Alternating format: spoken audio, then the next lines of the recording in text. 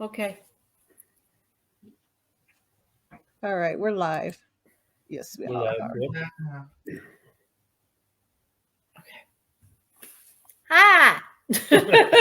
Hi. Are we Greetings. live? Greetings and Are you salutations. on Yeah, live? I'll You go. on I'll thingy? go. I'll check. Let's see if we're All live. right. Go ahead, Jody. Take it away. Hello there. I just want to make sure that we're public.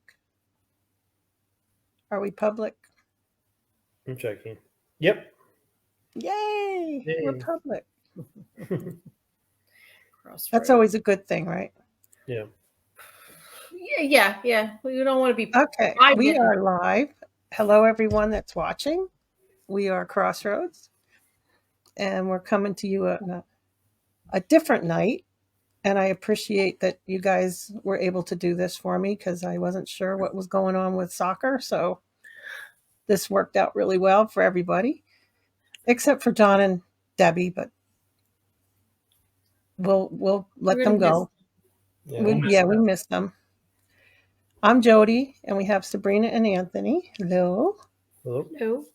And we have James Anito back. Thank you for coming back again.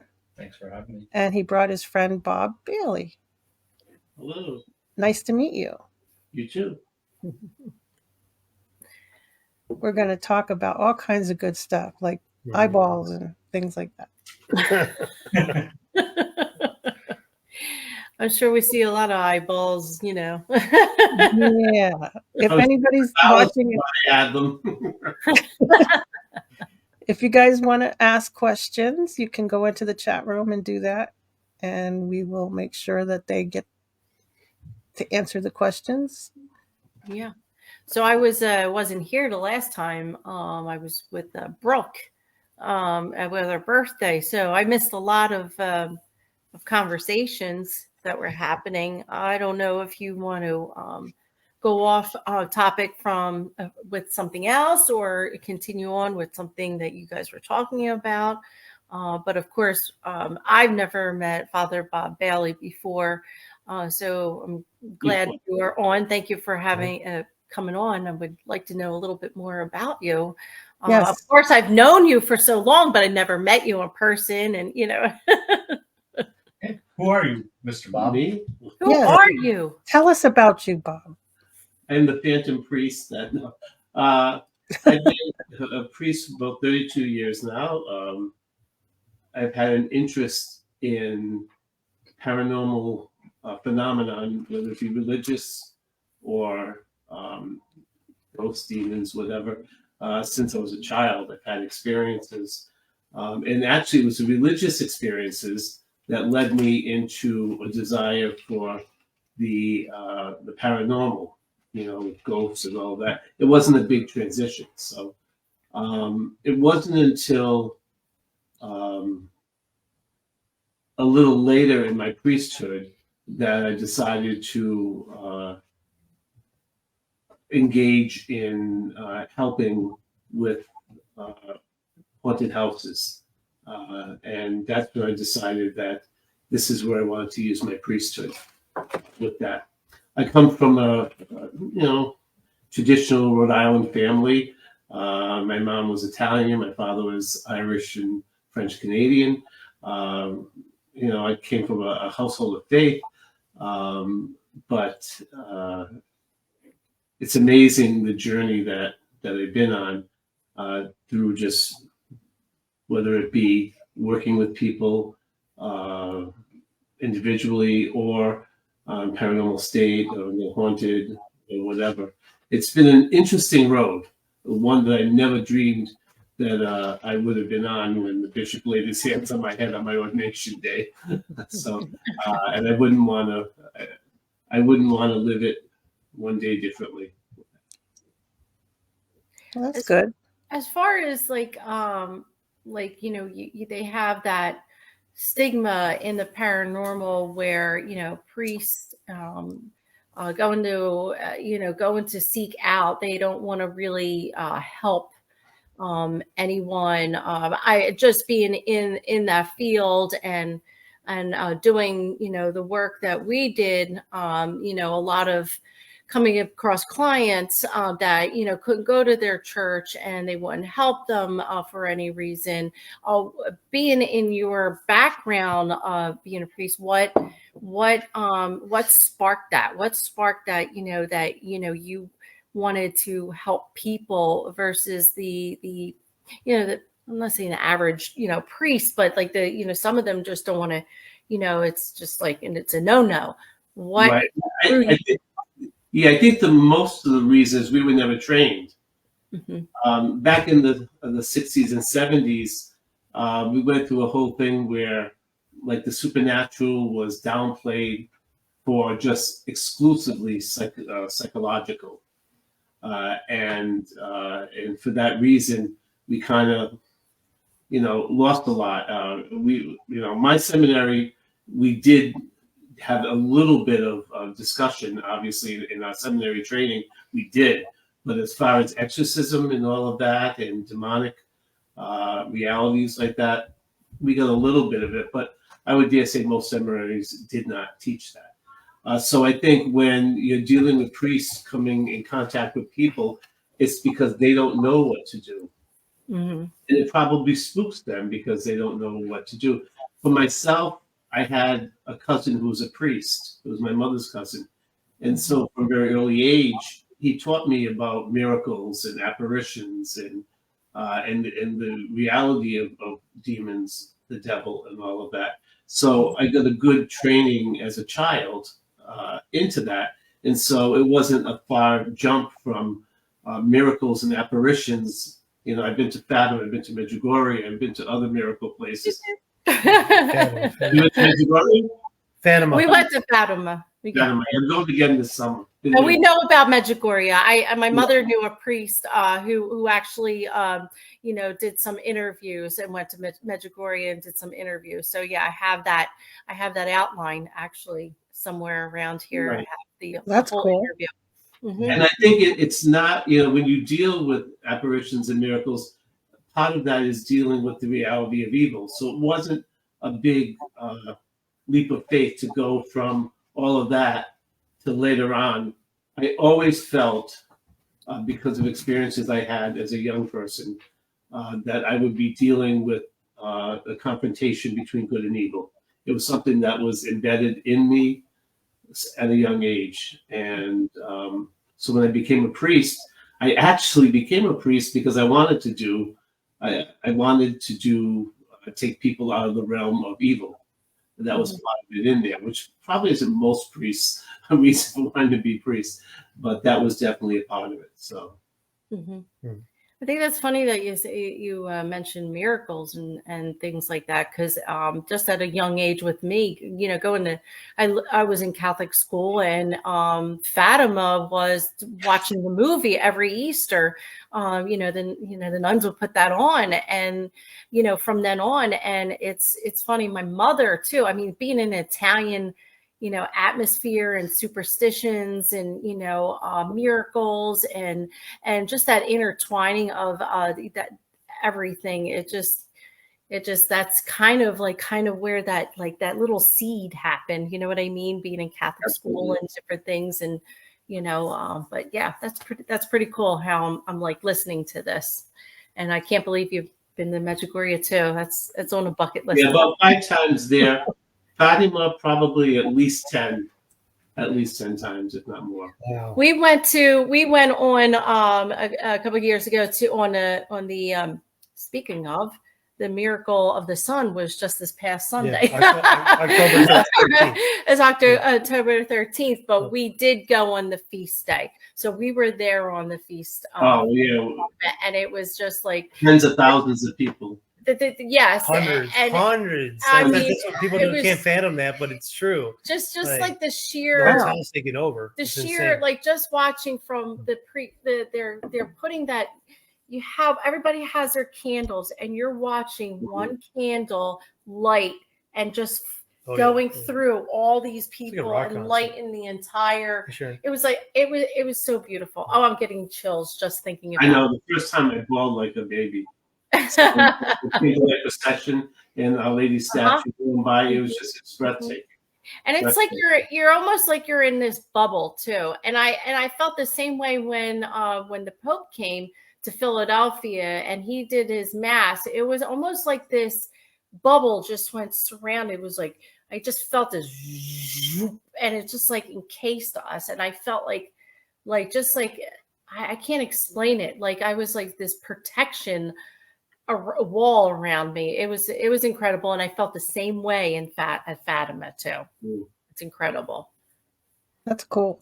Yeah, yeah.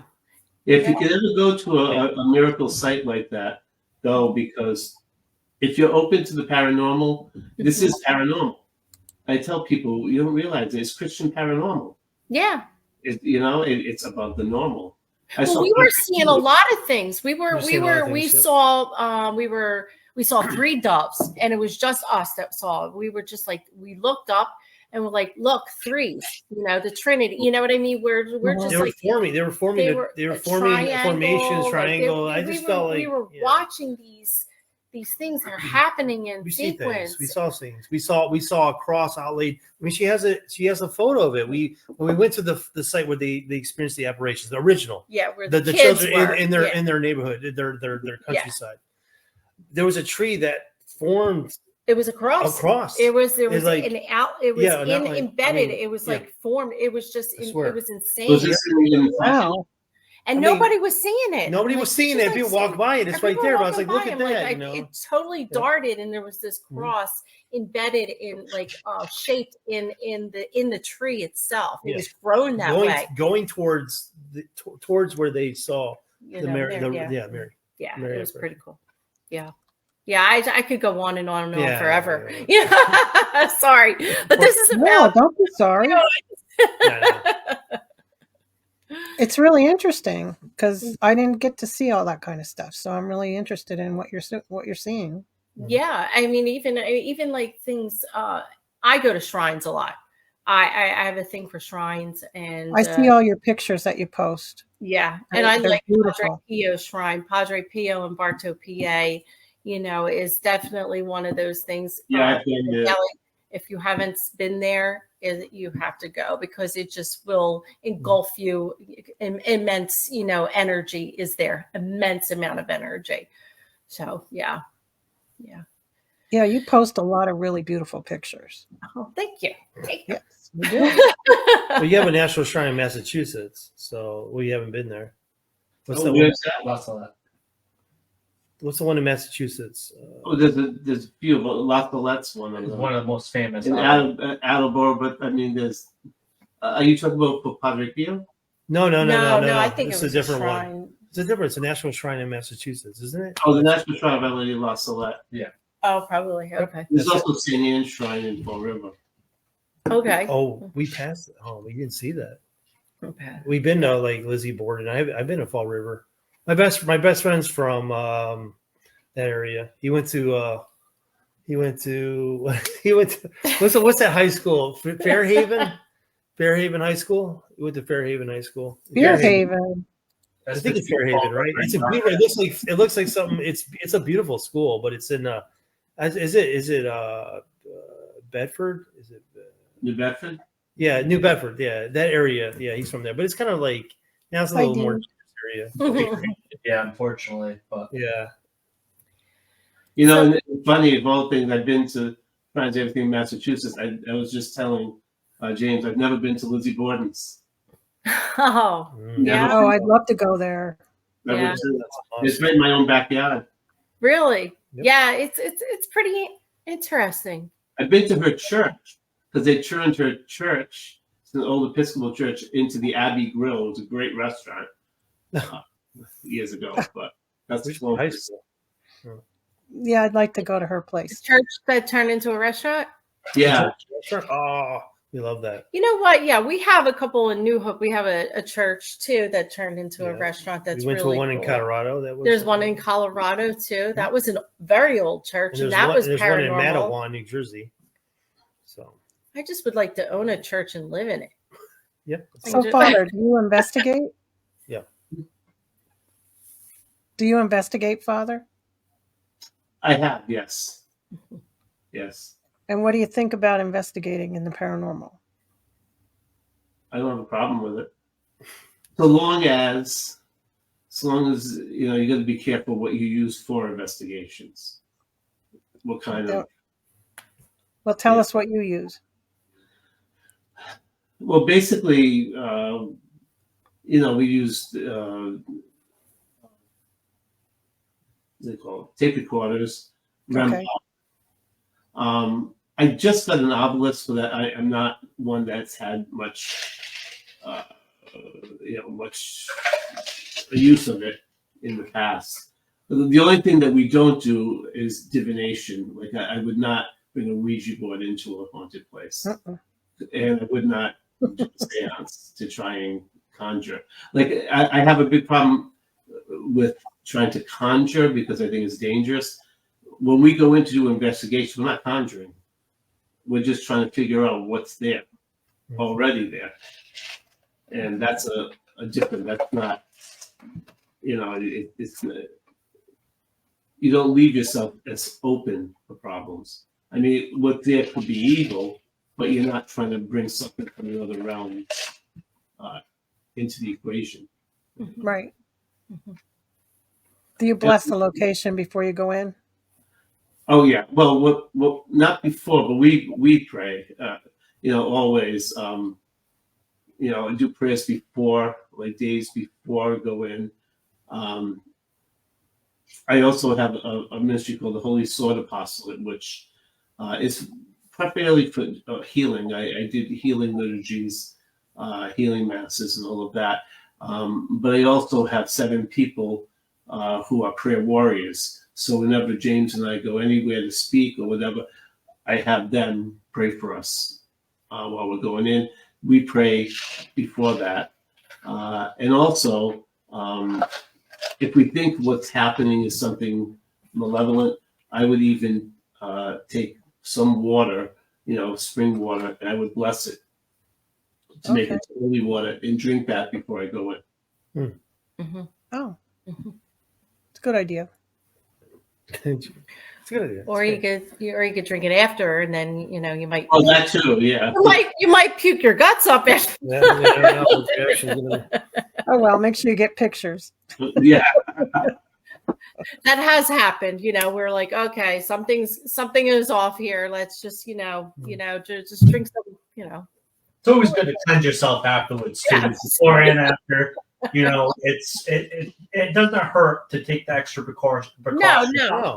I'm serious though. I have actually had to do it. You know, so We like to ground ourselves too. We have a grounding. yeah. Yeah, I know Sabrina. You know, we talked a little bit about it when we spoke together in Selma, but I know that in your case that we did together, that was very hectic, and we were all shooken up a little bit after that, and took some time needed to center ourselves and find ourselves after that a very bizarre situation that we got ourselves involved in too. Mm-hmm. You know why? At the end of the day, unfortunately, some truth had to come out of that for the couple itself. You know, they separated. The woman who we were, dealing with, that was pretty much the victim in this whole case.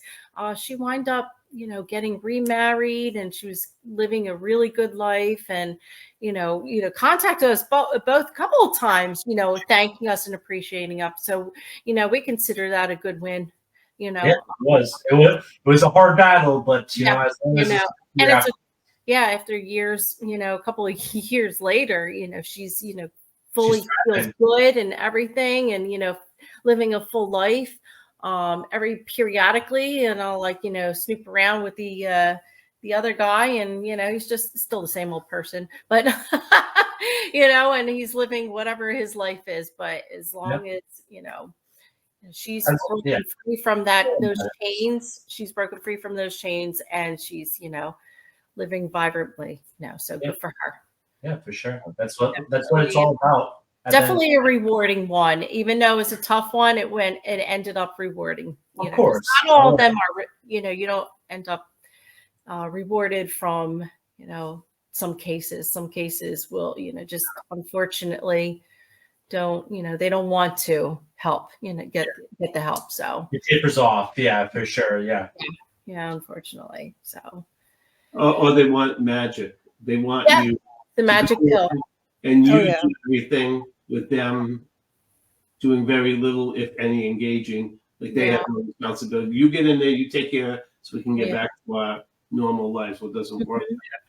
I know we talked about a few times, one of his big cases, he gave them medals to bury on the four corners of the property, which we would call gridding in our terminology. But, gave the 4 medals to them to go bury. And next time he goes there, the medals are still on the fireplace. And of course, this has happened to me as well. You give advice or you go back and say, hey, did you say this prayer? Did you do this, that, and that? And they're like, no. So it's like, how do you expect to get better or for the situation to get better if you're not listening to the advice? It's like if you go to the doctors and they say you have to take this medication, you have to do this, that to get over your ailment, and you don't do it, you magically feel like you're going to get better because you're not listening to that. It just doesn't equate that way unless there's a miracle. But some people just are set in their ways, or like you said, they want that magic. Or like I like to say, the spirit fingers. You go in there like this, and it's gone. Yeah, unfortunately, it takes a lot of work. We don't want any responsibility. Mm-hmm. Mm-hmm. We have a question for you guys do. from Gerbs. What are some prayers to protect yourself? Well, I think the most powerful ones, from my experience, have been, first of all, the prayer to St. Michael is a very powerful prayer. Yep. Yeah, if you're able. Also, in the biblical Psalms, there are some very powerful, some powerful Psalms. Psalm 91. Yeah. Psalm 121. I lift up mine eyes to the hills, from whence shall come my help. And then the 23rd Psalm. The Lord is my shepherd. There is nothing I shall want. Okay. But those are very powerful Psalms. And I give them to every client to say every day, along with prayer to St. Michael. And then, for those of us in the Catholic tradition, I always refer them to pray to Our Blessed Lady, because demons hate Mary. Yeah, it's just, it's been my experience since early on. Yeah. Yeah, and we actually just, funny enough, we were actually just listening to an interview with Father Carlos Martins, who we both strive to understand and respect and be educated from as well, from his experience. For who doesn't know, Father Carlos Martins he's an exorcist with the Roman Catholic Church, but he also has a podcast called The Exorcist Files, and he was actually where we actually got off before we got to this program was that the Hail Mary, and he would set confines of an individual being in the other room saying the Hail Mary at a specific time, and without that person knowing, the demoniac, who's the possessed individual. And if there was a reaction at that specific time, he told that person to start saying the Hail Mary or pray, then then he knew that this person truly in fact was possessed. So it was, Hail Mary is a powerful thing, even the rosary. So Well, look at our statue. She's, treading on a snake. Yeah, it's a symbol of Eve. That she's, one of her titles is the new Eve, and so she's crushing the head of the ancient serpent, and because of her yes, very powerful. And the reason another question somebody wanted to know, Carmen, has anybody ever passed out on a case? Oh, I'm sure it's happened. Yeah, not to us. Yeah, not to us or specifically. Yeah, never happened. I know. I remember with us, we always had on our team a medic. There was somebody in the medical field, and one came close, but it didn't happen. But she was only because we knew there was medical issues, involved with the person normally. So we had a medic there, and she had her oxygen and whatever she needed just in case.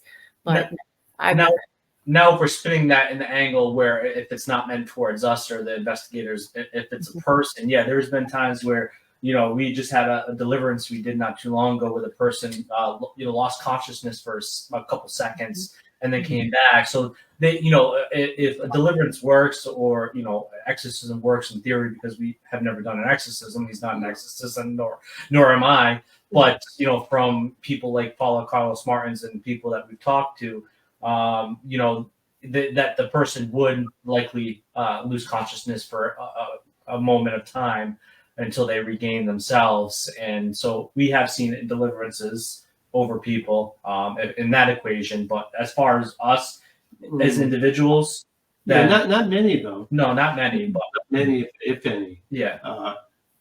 Losing consciousness.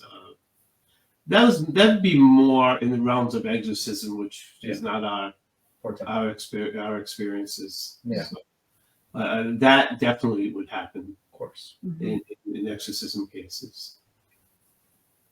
Okay. Also, you never been part of an exorcism, Father? Yeah. You have. Oh, you have. Oh, I have not been the exorcist though. Oh, okay. Yeah, it was in a church that I was a part of the healing ministry with, and it was a young man, probably I think it was my age at the time, in his mid-20s, and so my entire role in that was just to say the Hail Mary continuously while the priest was doing his thing. So there was maybe 4 or 5 of us on the team. They allowed me only because, but again, it wasn't a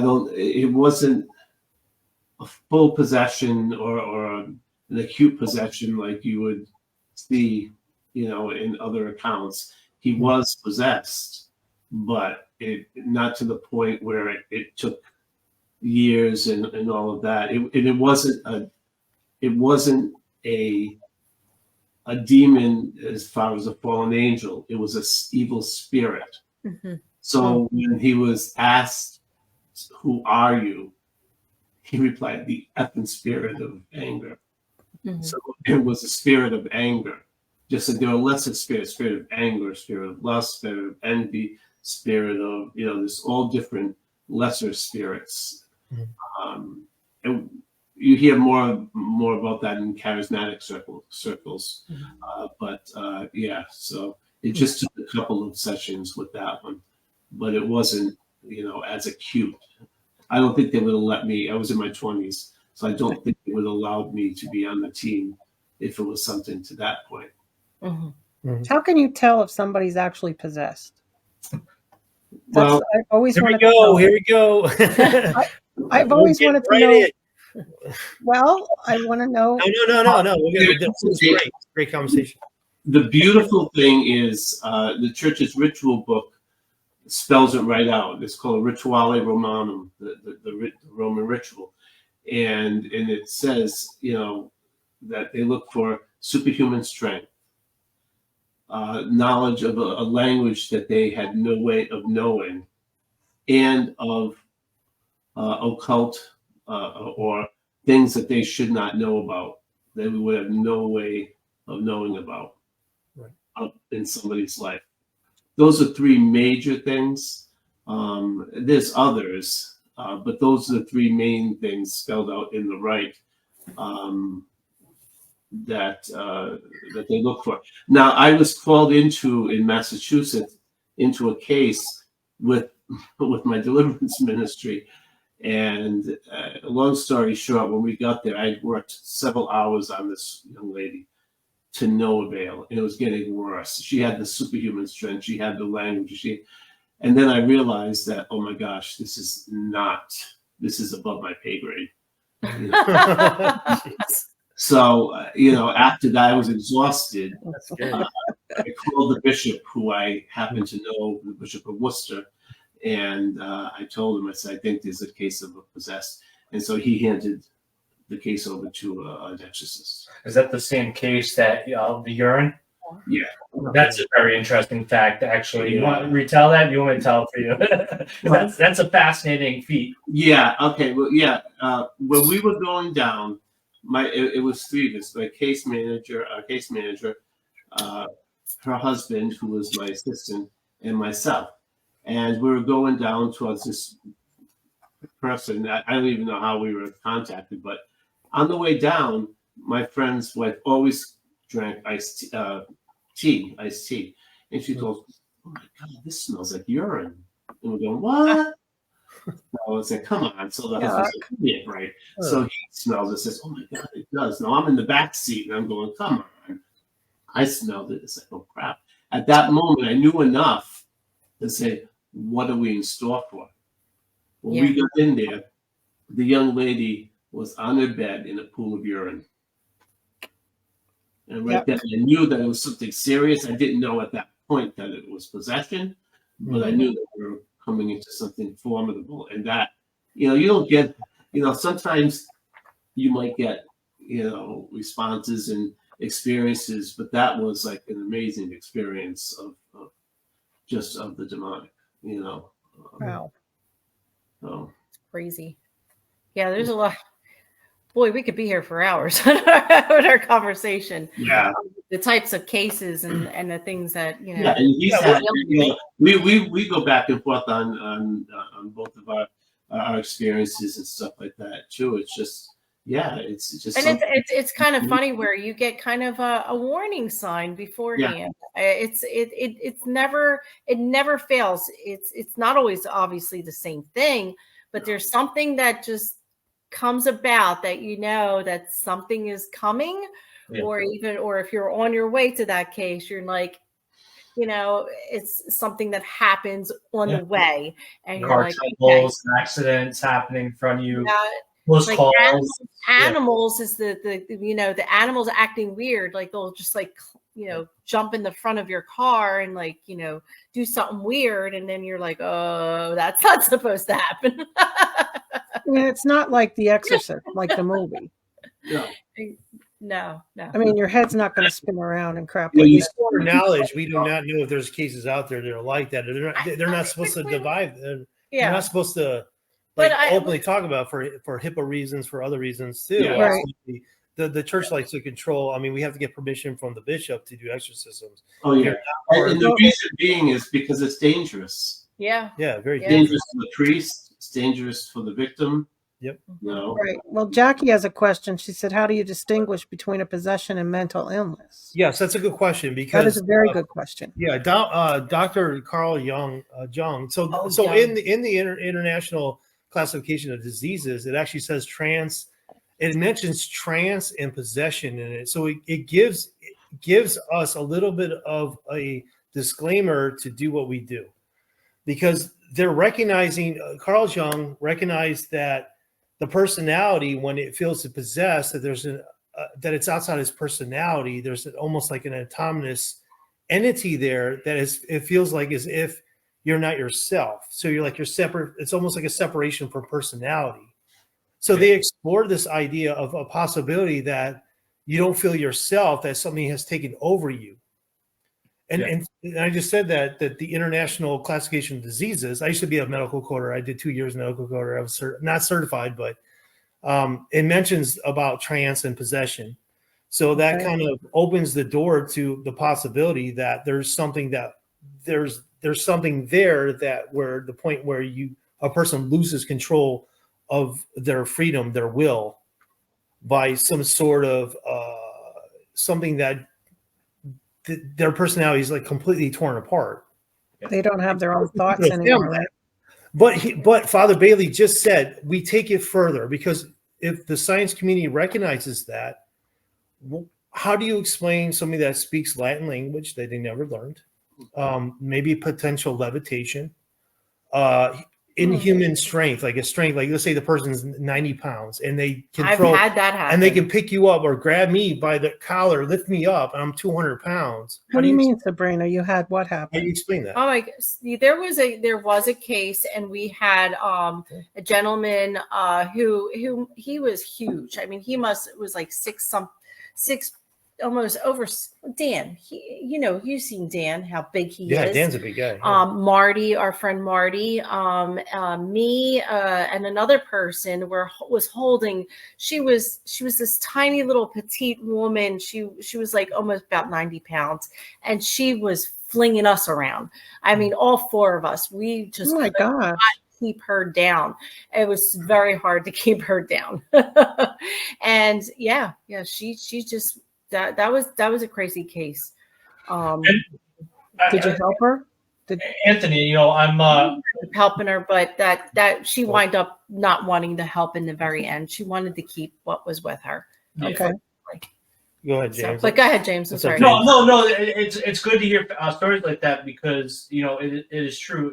That the superhuman strength, the understanding of unknown possibilities, such as the person being in another room praying and them having a reaction. So those are things that, in reality, on a physical realm, shouldn't be able to be constituted towards a mental disorder or a psychological disorder. And so it's fascinating when you take science and the preternatural, which is, of course, beyond the normal or beyond the natural. But I forgot where I was going to go with this. And I have something to counter to that about the supernatural. He's possessed. But as far as take it out of him. Yeah, you brought up Carl Jung, because that's very important. Yeah, Carl. The thing with Carl is a lot of people dismayed his theories for a very long time, because it comes from the Freudian length of line of psychology, which Sigmund Freud, unfortunately, is Freud, whatever. Fraud. He's a fraud. Yeah. Well, and necessarily, a lot of people scoff at his ideas now, but a lot of them are starting to come forth, because Carl took a lot of what the basis of theories of Sigmund, and started developing them, like the shadow self and all that stuff. And of course, so to bring up Carl is also fascinating, because he did look into a lot of external thought patterns about the external body or external thought, attempting to add an element into our life. So it's fascinating to look at that. And yes, possession is a part of the psychology field. And what is fascinating about it is why does it happen? How does it happen? But the one thing that explanation of psychology doesn't get into is the superhuman strength, the knowledge of occurrences beyond your control or thought. So, yes, there is an observation that you could believe the external force is taken over you and there's a different personality. But there's also been research on dissociative identity disorder, which most people know as multiple personality disorder, as where people, and you actually seen a little bit of this in the movie Split, where that certain personalities can have certain different physicalities or mental capacity than the other personality. And of course, Split gets a little crazy and entertainment value of it with M. Night Shyamalan at his best. But, there has been research on dissociative identity disorder with different personalities having different characteristics and traits, right? And being able to do something that might be beyond normal than what that person's capable of doing. But at the same time is where we would, of course, where he would get involved in a sense, if the church had to get involved, or if necessarily even with myself, if I feel like a red flag and I ask, we talked about this a little bit on the last show, Anthony, was kind of this, non-clinical assessment. But if you feel like there's a large enough of red flag and you do feel like there are these certain things that could be pinpointed and be the cause and effect of what's going on, then you really should qualify for them to go seek a psychological evaluation by a psychiatrist or psychologist. And if they're not willing to do so, then of course you're not willing to help them, in my opinion, because they're not willing to help themselves and take the extra step to go that route. So that is one way you can also start to determine as well, but beyond the preternatural, if they get a psychological assessment and they have A, Y, and Z, then that, okay, let's target this first. Let's see okay, they have post-traumatic stress disorder. All right, let's get them on medication, cognitive behavioral therapy or some sort of L therapy that will handle PTSD. Okay, well, they have schizophrenia. Let's get them on their medications and see after a couple months when it actually develops within the brain if this works. And the thing is if they get X, Y, and Z, or A, Y, and Z, or B, C, and D, and they are on this pathway and still things are happening, then that is when you start to jump down the rabbit hole of, okay, what is actually occurring on top of the mental disorders that they could have. Yeah, and the one thing I want to say too, what's unique to us in the priest in the church is that before an exorcism can be done, and I don't believe it's in other denominations, is it requires a psychological assessment and a medical assessment, Okay. along with the spiritual. And only after those three, now could it be buried in the psychological? Yes, it could be, but still, it requires that because of the fact of we know so much more now than we did before. So that's the beauty part of it. We don't just the first request is not just it's demonic. Yeah, that's what I was going to get at as far as okay, as far as when you say buried into it, like there are I feel, and only because I've had people in my family with mental illness and dealing with so much involvement in it that it intertwines it. It's almost like it seeks out and it uses these people that do have mental illness for its own agenda, as far as, having some kind of, oppression and stuff like that. I think it just like that because they have a hole. I remember my brother. That's a good idea. I remember my brother. There was, he was unfortunately, God rest his soul, but he had schizophrenia. He had trauma.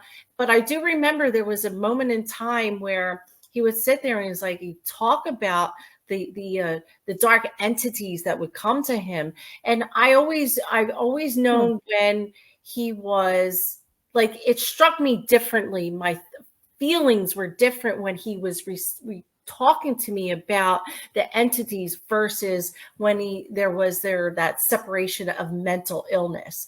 Like I could feel that he was actually there, and he was actually saying, this is what is definitely happening. Like his separation of his reality was telling me that this was real, even though you might think that, all right, that might have been his mental illness. Right, no, I knew the mental illness part, and then I knew the part where my brother was like, that has never been something he said to me before. Yeah. He's all his life, all these things that were happening, but it felt like he's like, it seeks me out.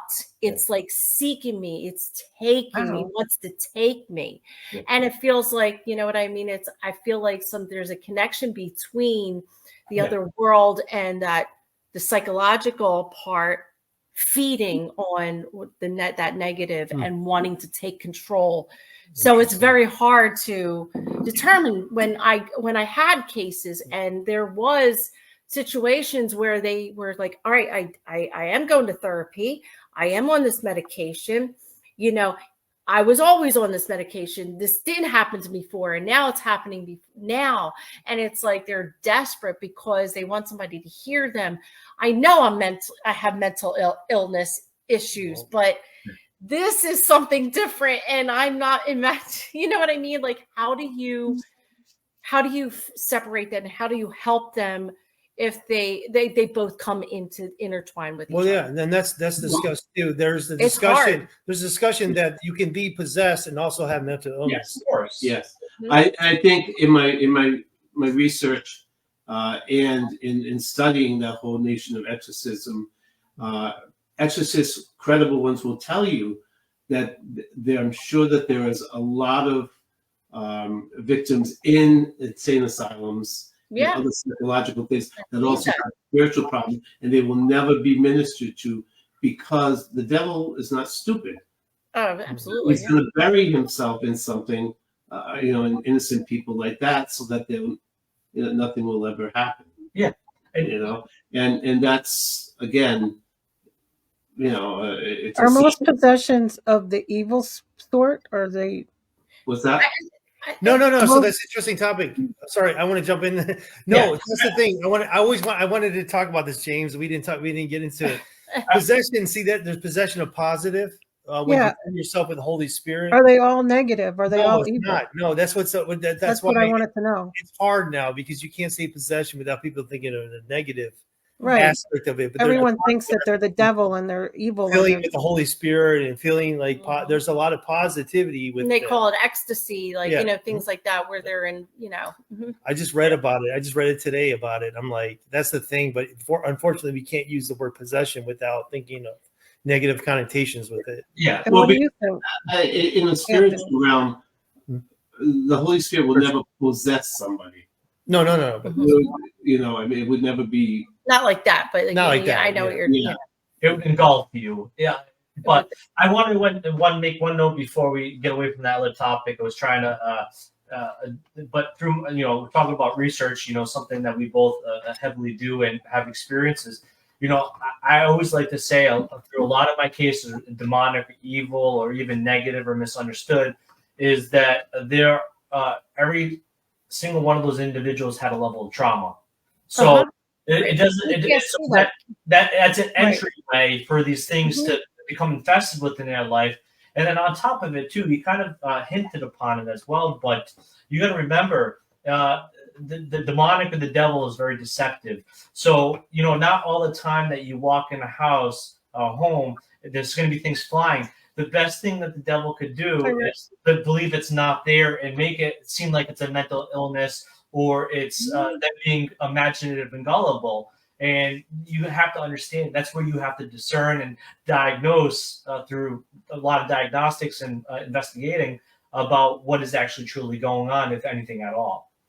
Aren't there psychics out there that they can hear spirits and everything? They're not possessed. No. How can they hear all that stuff? Psychics. Well, that's a whole nother realm. I know. It's just A whole nother subject I could get into. Yes, it all goes together, though, doesn't I it? believe in it, but you got to be careful because I will never use someone who has those abilities in doing spiritual warfare. And it's not a bash against them, but they're human beings. I don't care what gift you have. Okay. A demon is a fallen angel, an angelic spirit that has much more intellect, power, and everything, and it can lie. Lie to evil. Yeah. So, and I have been led down the wrong path by well-intentioned people who say they're mediums and stuff, because not that they do it on purpose, but because the demon's smarter. And someone will say, "Oh no, I got this kitten baloney." It's a fallen angel. You are nothing compared to an angelic spirit. Well, that's why I asked if you would use a psychic medium. No, not in On a spiritual case. No, and that's not a knock on them. Well, I understand. I'm just asking the question. I didn't. Yeah, know no. I mean, they when can you go in there to do stuff like that. No. And the other thing, the one thing that should be made clear is that in the case of demonic possession, in all my research, in talking to people who, in interviews and stuff, when a person is demonically possessed, they have no knowledge of it afterwards. When they are set free and liberated, they have no knowledge of it. That's a good thing, though. Yeah. Oh, it's a safe bet because what happens is their mind, everything is pushed aside, and the demon inhabits that person. So that person, their whole being. So once they come out of it, the blessing of it is that they don't remember. Yeah, and to add to that too, and to give some education to people as well, is, we hear a lot of cases and a lot of people saying, I'm an exorcist, I'm this. And I'm not shaming anybody here, but I'm speaking, reality for other people that have done the 9 years of seminary, the formation.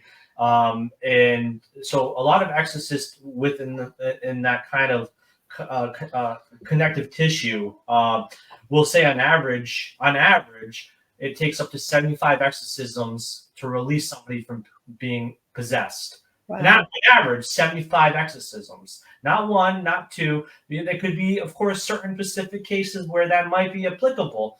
But on average, 75 exorcisms have to be performed on somebody before there is actually relief from that possession. Well, at least it could be for years. Some, if you talk to the, like Father Amorth or some of the great exorcists that we've had in the church, it could be years. And some just because of the nature of truth. That's why I have to chuckle, like James said. He's been, I do all these exorcisms. I'm in there. No, you may be doing deliverances at the best, but if you're doing real exorcism, it's dangerous. And I can see that. It's not gonna go right away. But how do you know when It's almost a lifetime? It's almost a lifetime of being like taking care of yourself. Basically, it's like you gotta. It's like how do you know? Really scary. Usually, the exorcist will ask for a sign of the departure. And it will be different. According to whichever case. Some exorcists will say that they're not able to properly say the Hail Mary, which is well, but that's that. Yeah. But I mean, how do you know that?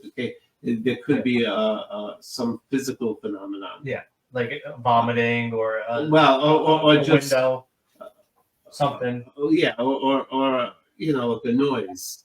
Or when the original Exorcist case, once that Robbie was being delivered, the priests in the church at St. Louis University who were in there praying saw an apparition of St. Michael the Archangel over in the ceiling of the church. Wow, that's really neat. When he was delivered. So can these people function in life? Or are they put in? Do they have to go into mental institutions? No, like Robbie, exorcist, prime example. Robbie, actually, who just passed away a couple of years ago, actually became one of the leading NASA scientists in NASA and created some great technology for NASA. He came to strive and live his life accordingly. So most of these people go back on to living their life and do great things. Some might falter and stumble down the road at some point, but most of those cases that have had success stories that we know of that aren't very shut behind the door, so to say, is that they tend to live better. Good. That's the only one I know of because they will not talk about it. No, the priest will not, exorcist will not talk about it. Yeah, because you're saying it takes years sometimes. I mean, but how hard is that for them to function in society? Hope John Paul had one that was, was a lifetime worth of constant going for. Yeah, there was a woman that, a girl that he kept on every time. Yeah. Wow. And funny thing is, interestingly enough, exorcists will tell you invoking the name of St. John Paul II sends the demons going crazy. Mother Teresa of Calcutta and St. John Paul II. Believe it. He's the man. He's definitely they fear her because she's does so much good. She was the epitome of good. But what do you guys have coming up? You guys have some things that got planned together. We want to hear about them. Yeah, so we were running a group called Presidium Warriors of St. Michael, which he founded 20 years ago. And we let it absorb with a group called PPRI, which is Dr. Elliott. That became part of like the investigating form of what we do. They'll go investigate, and then we'll take over from there. But I think Father Bob came up with a brilliant idea one day. We were lecturing. We were lecturing on the circuit, and then Father Bob said, "Well, let's formalize this, and you can take over from there." Well, I mean, I don't know how, because his psychological background, my spiritual as a priest. I remember a book years ago called Faith and Reason. And it's Okay. it was a famous book. In fact, I just bought it recently again, and so I thought that would be a great name for a lecture series, Faith and Reason. And talking about both aspects. So. Yeah. So yeah, we have a litany of events coming up. We are actually going to be in New Jersey, November 9th, speaking at a Catholic church. Oddly enough, towards some parishioners, hopefully. We're going to be doing a parasite at the theater, the Ritz Theater, doing like a meeting of the minds kind of thing, and we're being there. This weekend we have an event in Salem. Event in Salem. Oh, okay. Called Shadows of Salem. He's joking, by the way. But Shadows of Salem. But yeah, for the next 4 or 5 months, we have an event every month where we're touring around, speaking on the subject of faith and reason, which of course is based upon the demonic and how we observe it through faith and through reason, as he of course stated. But it brings his 32 years of experience and my 20 something years of experience, and unites it on two different fronts. But there's a lot of commonalities as well. And if you come see our lecture, you'll see those commonalities, but you'll also see the differences. And one thing I always say, we get together every Wednesday, have a beverage, and we talk about shop, and we have debates. And sometimes they get a little crazy, but they're healthy debates because we get to learn a little bit more about each other. But we also get to talk shop and our viewpoints on it, and they do vary. But there's a lot more similarities than differences. But that's what we're doing right now is faith and reason. And if you see it coming your way, please. I know we have. We just announced, and you guys are all very familiar with it. In December, we're doing an event for Selma Mansion called Faith and Reason, and Selma Mansion of North Carolina presents A Nightmare Before Christmas. I saw that posted. So, if you guys are in that area, come see us at Selma. And, we're going to be doing a lecture, a workshop, and we're also going to be telling a Christmas story. Yeah. Ooh. I promised a Christmas story. I said, which one? He goes, we'll figure it out later. All right. Which is kind of good because I loved to write as a kid, always growing up. So I'm in the process of writing Nightmare Before Christmas. We have to watch Father because Bill will be there and he'll give you his eye. Uh-oh. You can exchange eyes. Yeah. Yes, right? That would be awesome. But yeah, we have a lot of things coming up, and stay tuned. It's both posted on our social medias. We don't have a website or anything like that. We have our own separate websites that do follow our adventures. Yours is what's your website? Can you see our chat room, James? Sure, but I can't type. Can you type in where people can see what you're doing and what you're up to? Type on so holyswordapostolate.com. Is it .com? Yeah, .com. Holy Sword Apostolate, which if you find Father Bob on Facebook, it actually says Holy Sword Apostolate. So just put a .com after that. And mine's very simple. Mine's demonology.org. So how did you guys come together? How did you Oh, geez, this got to be good. where did it start? Like, Drinking heavily. No. Yeah. Oh, this got to be good, right? What's it called? So to be honest, and I'll tell it from my perspective, because I reached out to Father Bob over 10 years ago, because I was fascinated with the work he did. I had seen him on Paranormal State, and at my point in my purview at that time in my life, I was trying to reach out to as many people and learn from as many people as I could, because knowledge is power. And the more, actually, once again, I'm going to steal Carlos Martin's topic here, but you have, what is it? He called them modules? Modules, right? So Oh, so, okay.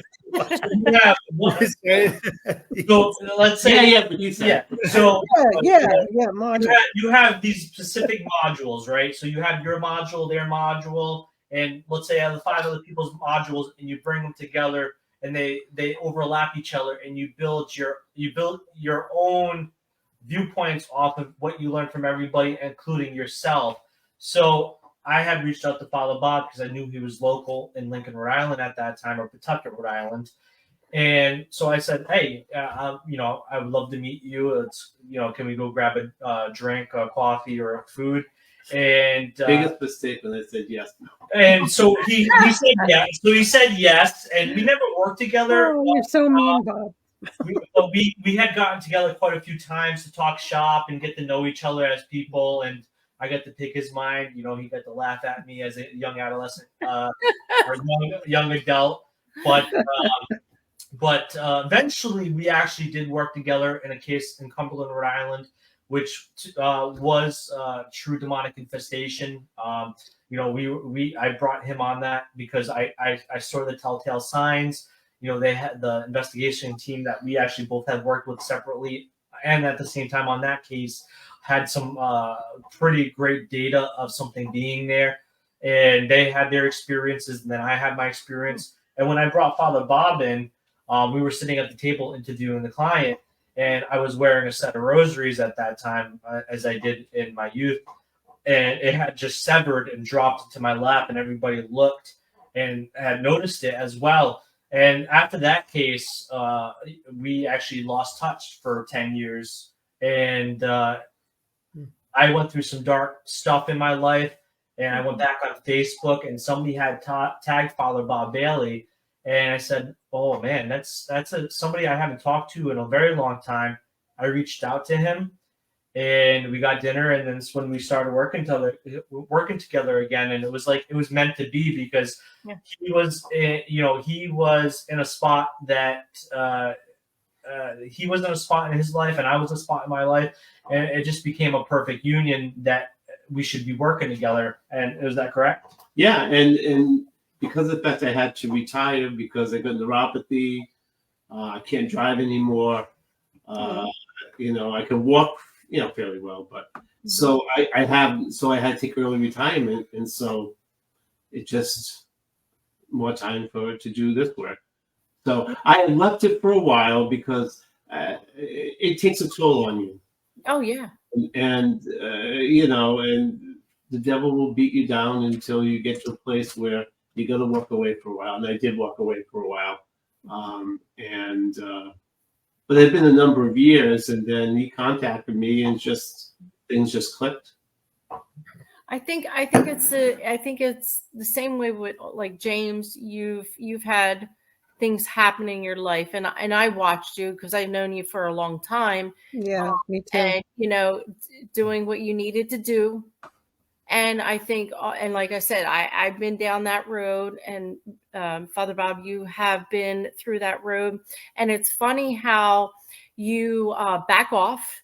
You go headstrong into it, and then as something says, okay, God tells you, all right, you got to back off a little bit, or whatever you need to just come to a different level and reevaluate, and then the work comes back. And I said to James before, I said, I don't really do cases like this. I'm a consultant. I help people out, but I will only do it when he's telling me I need to be there for somebody. I don't go searching for it. I don't go, looking for it.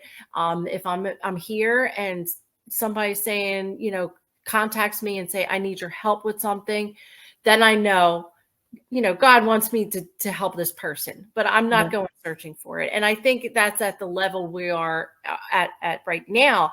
We've been through, we've been, tested. We've been beaten down, and we even been on that side of the fence. I've been on that side of the fence as the victim. You know what I mean? I've had, dealing with going into a church and getting sick and coming out and having, welts all over me and things. I've been in that situation. So, knowing both ends of the fence. I just, I'm like, I'm not going to form no groups well, I mean, we have a name for ourselves, but only if somebody wants us to help us. We don't Right. put ourselves out there. We don't, we don't just go forward. We're just going with the flow. We're like, Yeah, we somebody want needs to you, help right? somebody, or we need to learn some sort of lesson in ourselves too, then so be it. Well, we're going to we're going to take that client on. But now we've learned too much in this time span that it's not about that. You know what I mean? Right. I've seen the growth. I've seen James evolved. I was with South Jersey Ghost Research with the Sanctuary Paranormal. He was with me to help me through cases. We went through with our heads and trying to figure out other cases together. So, but I've seen him go up and down, and so I understand James's level. I mean, not everybody, like other people in the paranormal, like, oh well, he's left right now for the time being.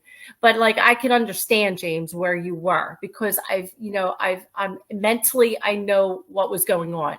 You know what I mean? So, and the same thing with Bob. I mean, paranormal state. You're haven't seen you in a while, and then then now you're here, and it's like it's amazing how, like, Everything no matter happens for a what, reason. no matter what, the work always comes back. You know what I Right. mean? It's like you want to get away from it, but it always brings you back somehow. God works in mysterious ways. Yeah. And Yeah, but everything happens for a reason, though. Yeah. right. And I kind of knew about it. That looking back, when I was in Rome, I took a group on pilgrimage to Italy when I was in Pawtucket. One of the places that we went with Si Padre Pio, who knew about spiritual warfare, and he would always send people to St. Michael's Cave, which is where the archangel appeared. Wow. So we went there, and it's cavernous things. And so when I went there and I knelt down and prayed there, I had a vision, and in the vision was Michael taking his sword and knighting me. Then after that, he handed me the sword, Wow. the authority. And so I was like, oh my God, I went to tell my friends about it. And so I knew that it's not something, although I wanted to run away from it at some points, it's not, it makes sense that, that it's never too far away. Mm-hmm.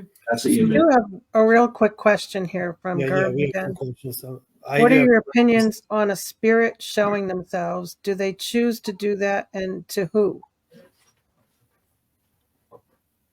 Depends on the spirit. I mean, we in our Catholic tradition, we've had purgatorial spirits appear to personages to ask for help and ask for resolve, to help them resolve something so they can be at peace. That's one. Yeah, I would say the same.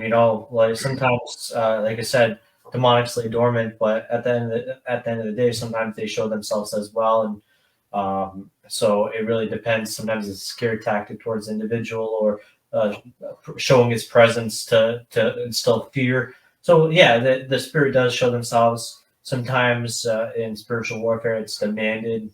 In exorcisms, it's requested in some capability for them to answer the questions. It could be forced. It could be just a general situation, and spirits can show themselves. It's a very loose-ended question. You can answer that 50 million different ways and with 50 million different theories, but Right. Well, there's two different ones. There's an intelligent haunt and a non-intelligent haunt. Most of them in England and Ireland, in those places, you have the non-intelligent haunts, whereas they will just appear whether you're there or not.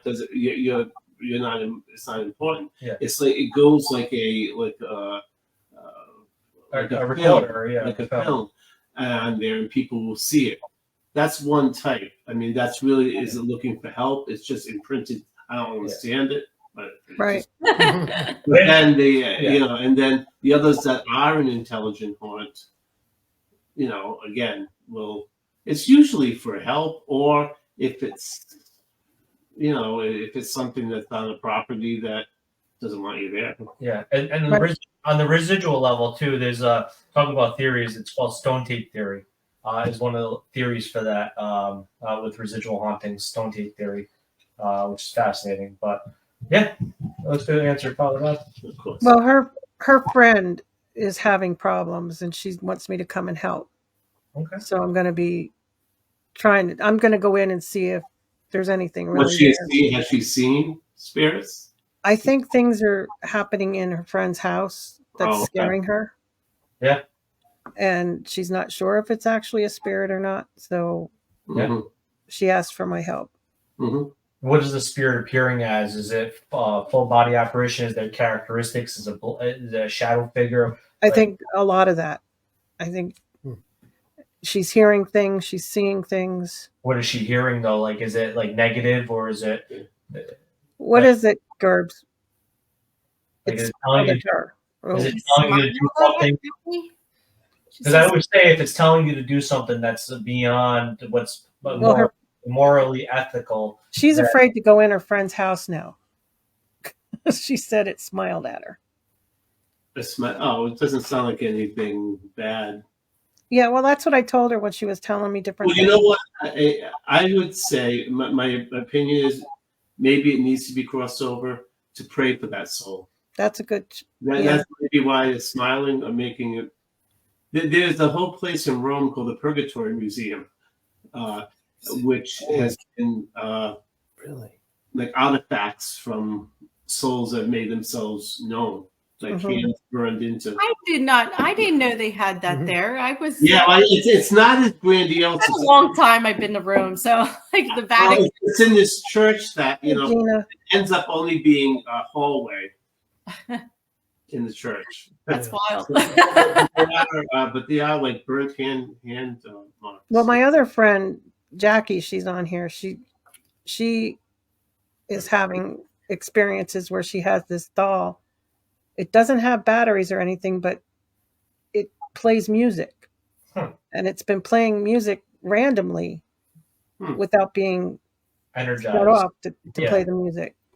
So I gave her my recorder and I said, just put this on, set it next to the doll, and let it play all night. So she gave it back to me today. I uploaded everything, so I'm going to sit and listen to it and see if anything comes on there. Because I said a lot of times you don't hear the stuff. Right. It'll come across on the audio. So we'll see if anything happens. Yeah. It's hard to say with just one experience. Yeah, and of course, spirits tend to also perform psychokinesis or telekinesis and operate objects without any recognition of why it's doing so without batteries or stuff. So, just listen to it and see what you get. And if it seems like a bad thing, then you know who to call.